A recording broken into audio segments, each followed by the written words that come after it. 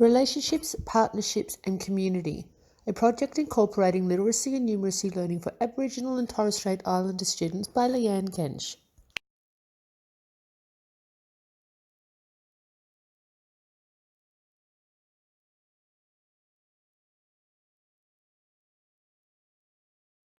The Bayulu Remote Community School is located in Derby West Kimberley Shire, just 15 kilometres south of Fitzroy Crossing. The Shire is active in working with industry partners for social and economic benefit of the Shire and its citizens. The Shire is able to assist the economic development of the region by putting individuals and groups in touch with local businesses that may be able to support their project. The school is part of the Kimberley Schools Project, which is an agreement between the Department of Education, Catholic Education Western Australia, the Association of Independent Schools Western Australia and the Department of Primary Industries and Regional Development. Finances from the Royalties for Region funding for the 2018-2020 period totals $25 million, funds which are used to enhance existing strategic educational outcomes. Local landmarks including Crossing Inn, Fitzroy Crossing Visitor Centre and Art Gallery, Guyki Gorge National Park, Bell Gorge, Jandamara and the Pigeon Heritage Trail, Winjana Gorge National Park and the Tunnel Creek. Bayulu Remote Community School is located on the lands of the Gunyandi peoples and is 15 kilometres from Fitzroy Crossing. BRCS provides an authentic learning environment for Indigenous students where Indigenous culture is embraced and celebrated.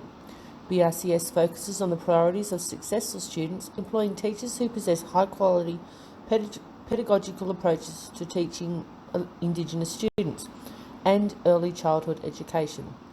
Relationships, partnerships and community are important at BRCS, with a focus placed on literacy, numeracy and Indigenous culture.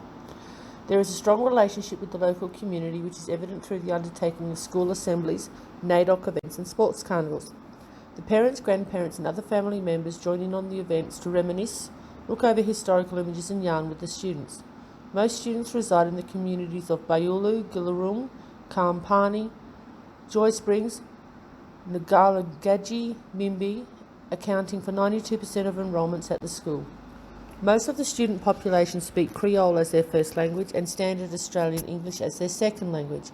There is a strong cultural connection at the school, with every student participating in either the Gunyandi or Walmajari language and cultural programs. Per student funding for BRCS for 2019 totaled $594,863.07, with an additional $1 million received for school initiatives. When analysing the Year 3 band, each student receives an average $65,792.02 in funding, with funding based on Aboriginality and social disadvantage totalling $278,707.81. Interestingly, no funding is received to support students in their development of English as a second language. In relation to targeted initiatives, the Graduate Teacher Induction Program and Graduate Curriculum Materials Initiative received $11,556.15, with an additional $9,590 received for the National Partnership of Universal Access to Early Childhood Education Initiative. Please note that these figures are current as of the 25th of March 2019. No attendance rating was recorded for Year 3 students in 2019, as there were less than 10 students enrolled at the school. 2017 records state an attendance rating of 75%, with 2018 reflecting a 73% attendance rating. These figures are well below the state average attendance rate of 92%. According to the My School website, a total of 91 students are enrolled at BRCS. The school has an ICSE rating of 686, which is well below the national average of 1,000. When compared to all Australian students in Year 3, results indicate that those students enrolled at BRCS are substantially below the national average. Personally, I do not see anything unexpected in these figures due to the absence of funding for the school in developing Standard Australian English as a second language. Focus topic: Parental and community involvement in the classroom. Parental and community involvement. Indigenous ways of learning encourage Indigenous ways of knowing, being, doing and valuing, all of which are part of a framework for learning that is deeply embedded in modern-day pedagogical approaches. The focus for this project is community links, story sharing and the deconstruction-reconstruction process. By maintaining relationships with members of the Indigenous community, teachers are embracing Indigenous involvement in the classroom. Diverse language groups are positively supported by community relationships that bring an anomalous element to Indigenous learning and participation in the classroom. Story sharing provides an outlet to assist in establishing links with the community. Storytelling enables students to draw on their learning of culture, vocabulary, and grammar, rather than only receiving teaching on the isolated topic of the text, including lessons based on culture, the structure of language, and word lists. The process involves going back over a text and breaking it down into stages and having the students reproduce their interpretation of the text independently. Students will start the deconstruction stage by taking turns reading Jandamara and the Pigeon Heritage Trail with an Indigenous community member. My students and I will look at the cultural and social context of the text, discuss its purpose, and then model how it is used. I will analyse the structure and teach the students the cultural codes that form part of the text, unpack the information, and then work through each stage of learning found in the text. In the middle of the process, the students will be exposed to the basics of Western literacy requirements, such as the correct pronunciation and spelling of words. Finally, the students will practice being independent learners by creating a mural that will encourage them to create their own personal, authentic meaning of the text. Lesson Overview: Jandamara and the Pigeon Heritage Trail. Teaching and learning strategies. My pedagogical approach involves as much real-life strategies as possible. If I had chosen to implement a keep them busy strategy, I would be failing my students by not adopting engaging strategies that contributed to meaningful and authentic learning opportunities. My main strategic focus is based on engagement, where I actively ensure my students attend school on a regular basis and that my students feel they have my support and that of their parents and communities. My engagement strategy aims at improving student attendance and the general well-being and achievement of my students. I've actively engaged with the Bunuba community, setting clear expectations between myself, my students, their families and communities. I made it a part of my approach to teaching Indigenous students that I had an understanding of the cultural needs of my students and that I related their learning to real-life experiences with the environment and their community. Importantly, my engagement strategy acknowledges that English is a second language for most of my students, and I have enlisted the help of several Indigenous community members to show my students that I respect their culture and that I too will enjoy the opportunity to learn from the Bunuba community. My lesson is based around the children's picture book entitled Jandamara by Mark Greenwood and illustrated by Terry Denton. Learning of the text commences with the Bunuba member reading the story and then inviting students to take turns until the reading of the book is complete. I must allow each student to read from the book, as turn-taking allows my students to highlight important moments in the text and allows me to provide positive encouragement to all students. When the class finishes reading the book, I will ask a series of questions to gauge student response to the text, including: what was the story about? Did you like the main character? Why or why not? And what do you feel is the most important thing you learnt from reading Jandamara?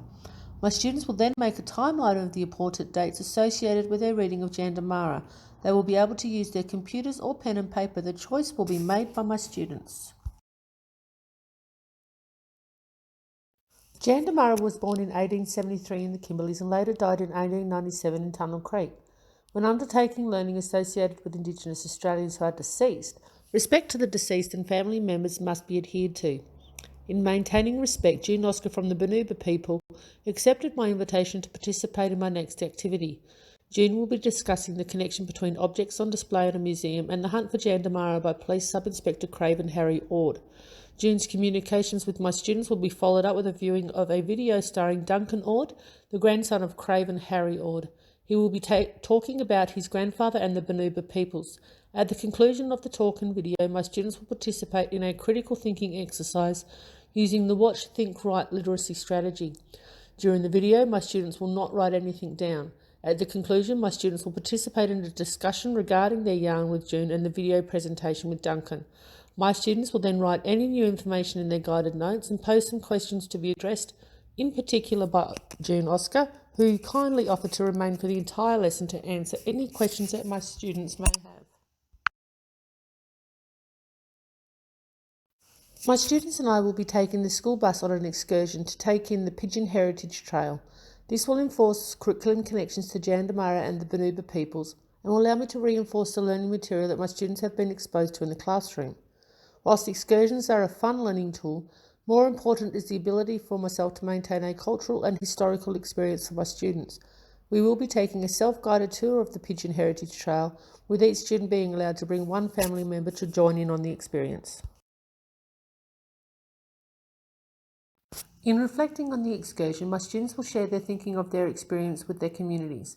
They will work together to write a letter to the editor of the Kimberley Echo newspaper, informing readers of their learning experience and what it means to them today. In addition to enhancing the development of fine and gross motor skills, the benefits of painting murals for Indigenous students include the enhancement of social cohesion and promotion of health and well-being. I have taken the liberty of enlisting Kimberley artist Shirley Purdy to come into my classroom and share her cultural knowledge and artistic skills with my students. Shirley will be educating my students on the finer points of Indigenous art history and the traditional techniques of Indigenous art, culminating in my students attempting their very own mural based upon Shirley's teaching and their learned knowledge of Jandamara and the Pigeon Heritage Trail. To assist my students, their families and their communities in attaining an informed understanding of what it is that I expect my students to learn, I selected several content descriptors from 4 learning areas to help me explain this. I have focused predominantly on the literacy strand with authentic connections to the additional learning areas of numeracy, the arts and HASS. In focusing on literacy, I place more importance on an area of the curriculum which BRCS receives 0 funding for, the acknowledgement that English is the second language for a majority of my students. My lessons support the curriculum by ways in which provide my students authentic learning opportunities. They will learn that learning can be more successful when using the social conventions of turn-taking and being able to participate in conversations that develop individual and group understanding. My students will learn how to discuss characters, events and settings, and why and how characters, events and settings are portrayed. My students will listen to and contribute to conversations, sharing information, ideas in collaborative situations. My students will also learn how to write a letter to the editor of a newspaper using the structures and language features that are appropriate for their intended audience. Numeracy, the arts and HASS will also be touched upon in my lessons. My students will create a timeline of the events surrounding Jandamara and his confrontation with Police Sub-Inspector Craven Harry Ord, meeting the requirements of recognising, modelling, representing and ordering 4-digit numbers on a number line. The arts are supported through exploring the ideas and artworks from Indigenous culture to use as inspiration for the creation of personal artworks. I have also integrated a connection to the HASS learning area by helping my students learn how to interact with their peers and to share their points of view on a topic. There are 11 learning outcomes that I expect my students to be able to achieve throughout my lessons. My students will develop turn-taking skills and they will ask relevant questions in individual and group activities. They will read from an Indigenous-themed text to make connections to their own lives, whilst learning to participate in collaborative discussions whilst considering the personal opinions of others. My students will learn to plan, draft and publish a letter to the editor of the Kimberley Echo using the appropriate vocabulary to express and combine their ideas. My students will place the significant dates of Jandamara's life on a timeline and will then write a sentence or draw an image per date to add meaning to the date. My students will learn how to explore the ideas and artworks of the Bonuba peoples to use as inspiration for the creation of their own artistic piece in the classroom mural. They will learn to share and listen to the stories of others and learn to understand their roles, rights and responsibilities in a group situation. Finally, my students will learn to respect the points of views of others in a group situation, as well as learn to take turns in the reading of a class book. In monitoring their achievement of the learning outcomes, I will be questioning my students throughout each activity to ensure they are understanding the material that is being taught. I will navigate myself around the learning environment, engaging in individual student contact with regards to their work. The conducting of periodical reviews of my students' learning will be undertaken to ensure that my students are grasping the ideas of my learning material and identify any gaps in their knowledge and understanding. The gathering of evidence of the learning of my students will involve samples of my students' work, including their timelines, participatory notes taken during the compilation of the letter to the editor, as well as the taking of photos when the students are painting their mural. Other forms of direct evidence of my students' learning will involve student reflections on their personal values, attitudes and their beliefs. I will also look to reflection provided by those community members who have contributed to the lessons of my students' learning and of the methodologies that I have adopted in my teaching of Indigenous students. Resource selection. I was careful to evaluate my resources for being culturally sensitive to Indigenous Australians. A focus was placed on selecting site-specific resources that would reflect the lives and cultures of my students, their families and community members, and specifically the Bunuba peoples. I consulted with and sought assistance from the Bunuba peoples to assist with the delivery of my lessons. The resources I selected included culturally appropriate literature in Jandamara, in-class assistance from June Oscar and Shirley Purdy, and a field trip taking in the beauty of the Pigeon Heritage Trail.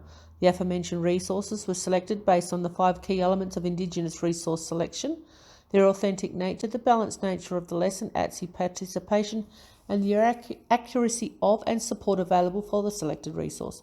Attention was also paid to excluding any resource where the content was considered to be of a secret or sacred nature.